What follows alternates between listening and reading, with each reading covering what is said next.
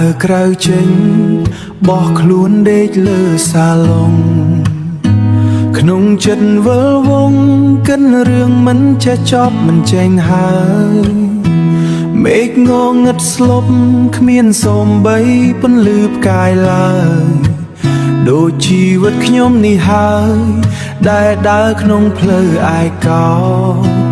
ពូកែណាស់ខាងសំដែងធ្វើជាមនុស្សរឹងមាំប្រាប់គេថាខ្ញុំមិនអីទេទាំងចិត្តកំពុងតែហូរឈាមពេលនៅចំពោះមុខមនុស្សម្នាខ្ញុំតែងតែញញឹមត្រៀម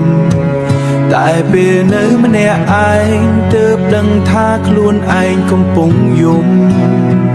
មានអារម្មណ៍ថាឯកោក្នុងបន្ទំដែលធ្លាប់មានរូបអូបន្សល់ត្រឹមតែរឿងរ៉ាវសូ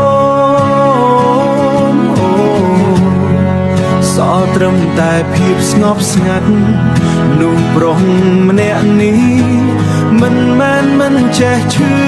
ចាប់គ្រាន់តែមិនចង់ឲ្យអ្នកណាឃើញភាពទន់ជ្រាយដែលលាក់បាំងចង់ហៅរកអ្នកណាម្នាក់តែមិនដឹងត្រូវហៅអ្នកណាចង់ប្រាប់ពីទុំសោកាតែខ្លាចគេថាខ្ញុំទន់ជ្រាយមានតែបារីនឹងស្រមោលជាមិត្តកំដរកាយក្នុងរាត្រីដ៏វែងឆ្ងាយដែលគ្មានថ្ងៃបញ្ចប់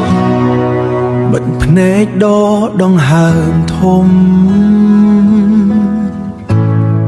ប្រាប់ខ្លួនឯងថាស៊ូ